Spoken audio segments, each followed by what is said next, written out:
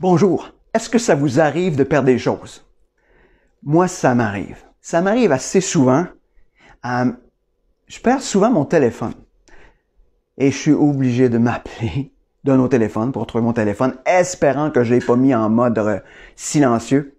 Mais je suis tellement content quand je le retrouve. Pourquoi je suis content? Mais c'est parce qu'il y a tellement de données dans ce téléphone-là que si je perdais mon téléphone, ça serait compliqué. Ma vie serait pas mal plus compliquée parce que j'ai perdu ce téléphone-là. Donc, je suis joyeux quand je retrouve ce téléphone-là. Et aujourd'hui, on arrive dans l'évangile de Luc. On est au chapitre 15. Et ça nous parle justement de cette joie quand on retrouve ce qui était perdu. Mais ça nous parle plus particulièrement de la joie de Dieu quand ce qui était perdu est retrouvé.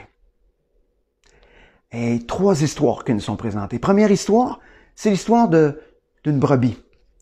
Une brebis qui est perdue, qui est le berger qui part à sa recherche, laissant les 99 autres dans les mains de quelqu'un d'autre.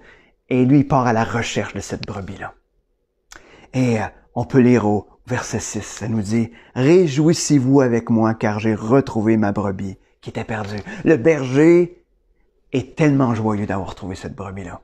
Ça nous dit même qu'il y a de la joie dans le ciel, plus de joie dans le ciel pour cette brebis-là qu'on a retrouvée.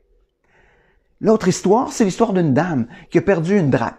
Une drachme qui est comme une pièce de monnaie qui décorait une robe. Elle en a perdu une sur 10. Et là, qu'est-ce qu'elle fait? Elle fait le ménage à grandeur de la maison, elle balaye à la grandeur de la maison pour retrouver cette pièce qui est perdue. Et une fois qu'elle la retrouve, ça nous dit au verset 9, « Réjouissez-vous avec moi, car j'ai retrouvé la drachme que j'avais perdue. » Et même au verset 10, ça nous dit que de la joie parmi les anges de Dieu. Imaginez la fête pour une pièce qui est retrouvée.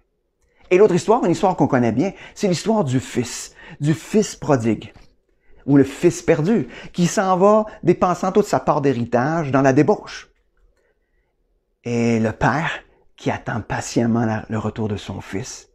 Et quand son fils revient, il prépare une fête. Et on peut lire au verset 32, « Mais il fallait bien faire la fête et se réjouir, parce que ton frère que voici était mort et qu'il est revenu à la vie, qu'il était perdu et qu'il est retrouvé. » On voit vraiment le cœur de Dieu pour celui qui est perdu. Parce qu'on ne se cachera pas, hein? Il y a deux possibilités. On est soit perdu ou on est retrouvé. Si on est perdu, ce que le texte nous dit, c'est que Dieu va tout mettre en œuvre.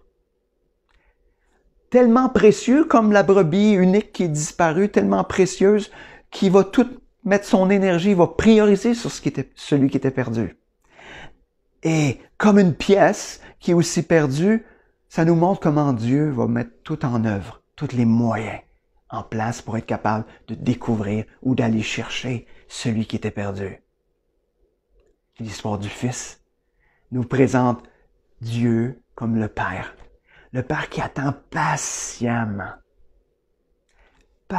le retour de celui qui était perdu. Je ne sais pas aujourd'hui où est-ce que tu es. Est-ce que tu fais partie de ceux qui sont perdus ou de ceux qui sont retrouvés? Si tu fais partie de ceux qui sont perdus, ben, tu peux entendre que Dieu te recherche. Dieu est à la recherche, il veut te trouver.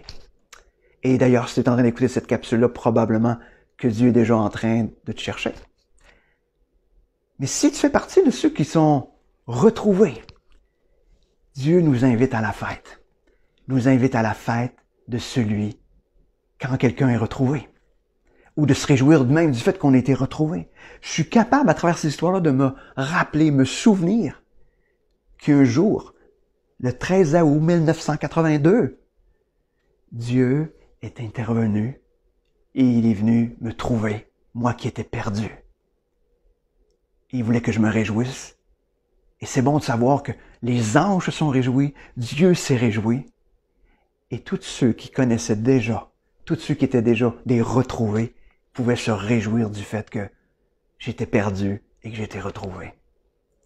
Alors je veux vous inviter aujourd'hui, si tu es perdu, laisse-toi retrouver par Dieu. Et si tu fais partie de ceux qui sont retrouvés, je t'invite à te réjouir du fait que tu es retrouvé, mais à te réjouir à chaque fois que quelqu'un qui était perdu est retrouvé.